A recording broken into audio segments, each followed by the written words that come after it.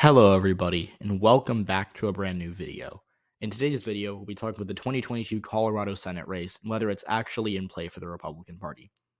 The reason that I'm making this video is because there's been a lot of hype and a lot of attention that has gone to Colorado as of late, because there seems to be some, limited but at least intriguing evidence that Joe Day, the Republican candidate, is making a play for this race and that potentially he could unseat the Democratic incumbent Michael Bennet in November. So let's talk about it. Is this possible? Should Republicans actually be focused on Colorado? And most importantly, where do we stand on this race today? Who's going to win as it stands as of right now? So let's start by looking at the 2020 election in Colorado, just in case you need a refresher. It's been 2 years again. Not all of us are gonna remember everything off the top of our heads. But yeah, so in 2020, Biden won Colorado by 13.5%, and he did very well here. He won it by around 450,000 votes, and it was a very, very strong showing for him. It was mostly because he did a lot better than Hillary Clinton in the Denver suburbs. So if you take a look at the shift from 2016 to 2020, obviously Denver itself shifted about 6.5% towards Biden, but his biggest improvements came in the counties that surrounded it: Broomfield, Gilpin, Clear Creek, Jefferson, Arapahoe, and of course Adams County all shifted massively towards the Democratic Party. And it was mostly as a result of Joe Biden having better suburban appeal than Hillary Clinton. And another part of it was that a lot of people have moved into the Denver suburbs since 2016. They're very pro-choice, very progressive areas in some cases, and ultimately they're just growing. And the bigger the population center is, the more Democratic, the more progressive it tends to be. And that really helped out Joe Biden here, and it's what was it's why he was able to do so well in Colorado ultimately. Because again, in 2016, Hillary Clinton only won Colorado by about 5%, and Biden was able to do 8 points better than her, which is really impressive. It was one of his biggest overperformances of 2020.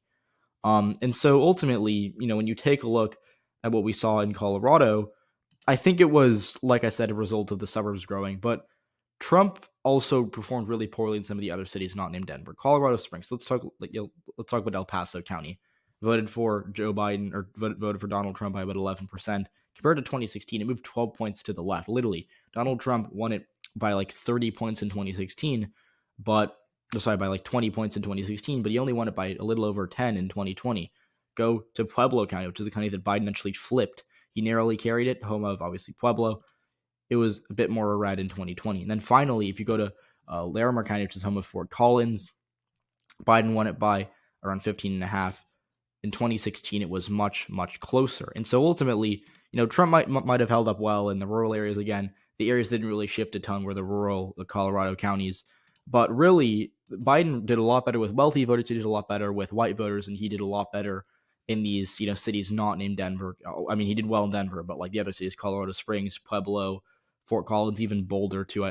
They don't have it on the map, but it got a lot bluer. So ultimately, that's why Biden did so well in Colorado, and that's why the state voted for Biden by 13.5%. So that's a bit of an uphill climb for Joe O'Dea, because he needs to win in a state that voted for the other party by 13.5%. He has to do it while fending off an incumbent who really has had impressive performances in the past. In fact, if you go back to 2010, which is a red wave midterm, Bennett actually, as a non-incumbent, won the seat by about 2%. He beat Ken Buck in this race, and he was able to do very, very well. In the southern counties, he didn't do as well as Biden in the Denver suburbs, but he was able to do fairly well, considering the fact that he was a Democrat running in a then swing state in a midterm election that went against his party. And in 2016, he actually did fairly well when you consider the fact that 2016 wasn't that great of a year for the Democrats. He ran about a point ahead of Hillary Clinton, and he won 50% of the vote, which is impressive. Then 2022, again, he's up against Joe O'Dea, and look, he's definitely favored. He definitely is the guy. Like if I wanted to be the next senator from Colorado, I'd much rather be Michael Bennet than Joe O'Dea. But there's like a fair bit of variance that goes on in Colorado, and when you get states that have swung so much towards a certain party in recent years, there's always a chance that variance comes in and kind of messes with things. So a good example of this would be Virginia, and again, local races like Youngkin's victory are much different from federal races, but the argument prior to what Youngkin winning in Virginia was that Republicans couldn't win because it's a state that's trending so much to the left. It was it went from a solid Bush state to a state that Clinton won by 3 to a state that Biden won by 10. So clearly Youngkin couldn't win even if he ran a good campaign. And ultimately, the reason Youngkin won was because Democratic turnout was really bad. Black voters really didn't turn out as high as much as Democrats expected in the governor's race. And Youngkin also got like really good rural turnout while getting like a fair amount of snapback in, not a fair, I shouldn't say fair amount, but like he got very good numbers in Loudoun and Fairfax County, which are the two largest counties in suburban Virginia, for a Republican. He didn't win them, but he outran Trump by fairly substantial margins, and he actually did like I think 10% better than Trump in a lot of those counties. So Joe O'Dea would need to kind of do a Youngkin model of getting both the rural conservative voters out and in droves to come out and support him, but he would also need a good amount of Biden voters to in the suburbs to kind of swing back and vote Republican. And so again, that's hard to do because Youngkin actually like the reason Youngkin did it so well is because he didn't have Dobbs hurting him. He was in a much less you know winning an off year election is easier to do as an underdog because there's like a lot lower turnout, a lot less variance or a lot more variance, and he also he was also able to run a campaign on like education and gas prices and inflation, which were big issues for Republicans at the time. But now abortion's a bigger issue than all of those things. So O'Dea doesn't have that going for him. Youngkin also the advantage of running as a statewide candidate, not a federal candidate, because O'Dea would be in Washington, Youngkin is in Richmond, and that like statewide stuff is a lot more goofy than federal stuff because again there are like a few federal races like Joe like there are only like a few senators who represent states that are like really out of line with them, like Susan Collins, Joe Manchin, John Tester, Sherrod Brown. Those are like the only 4 senators who really represent those states. Locally we have Democratic governors in Kentucky, Kansas, Louisiana. We had Bullock in Montana for a while. Democrats had they held the governorship of Missouri pretty recently, and all that good stuff.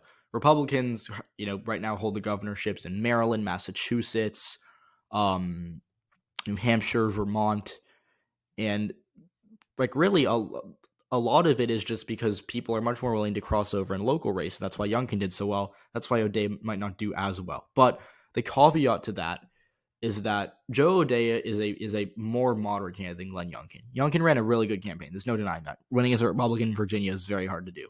But O'Dea is running like an intentionally moderate campaign, whereas Youngkin kind of went back and forth depending on who he was talking to. O'Dea has, talked about how he's pro-choice. He's talked about how he wouldn't vote for Trump in 2024. And he's also kind of running as, a moderate businessman who knows how to get things done, who knows how to be bipartisan, has called himself the Republican Joe Manchin, meaning that he would be, not really a party line vote for the Republican Party, which is why some people think that he could be competitive this year. And so ultimately, it really comes down to this. Do you think Joe O'Dea can get snapback in the Colorado or in the Denver suburbs? And that's the ball game. Again, minor variation will result in how much the rural areas come out, how much, whether the urban areas have poor turnout. But like all else being equal, what matters here is the Denver suburbs. And so for O'Dea to win, he'd have to outrun Trump by 10, 12% in most of these counties. And it's difficult to do, especially when you remember the Michael Bennet, even in 2010, which was an R plus, I think, 6 or 7 year. Yeah, it was an R plus 6 year. Like he was able to get that done. And so Joe O'Dea needs that to happen, and I don't really think he will, which is why I don't think Colorado is very much in play for the Republicans. I've tried to think about it, I've tried to say, maybe if this happens, maybe this will happen, right? But the thing is, I don't think Colorado's in play. I'm going to say that right here. I'm not going to, pretend that I can make a path to victory because it relies on Joe O'Dea winning a lot of socially liberal Biden voters who are pro-choice, pro-gay marriage in a year where the Dobbs decision just happened. Very difficult to see that happening. And so, look, there have been some polls that have shown the race fairly close. Again, I know that Terrence, which is a poll commissioned by the Republican Attorney General Association, had it within 1. But aside from that, I'm not really too convinced of anything. Even Trafalgar had Bennett up by 6. Even McLaughlin, which is a very Republican-leaning pollster, had him up by 8. And in addition to that, the better polls, which again, PPP is all right, but, they had Bennett up by 11, which is a lot, have had Michael Bennet up by, significant amounts. And so the 530 average is pretty good. Like in the 2020 Colorado election, the polls actually underestimated Biden. They had him up by 12. He won by about a point more. And, they've Bennet up by 8.5. I think he'll win by something similar to that. But yeah, Colorado, is it in play? The answer is, to me, not really. So thanks so much for watching this video. I hope you enjoyed. I hope you hopefully learned something. If you did, please leave a like, subscribe to the channel if you haven't already, and I'll see you all next one.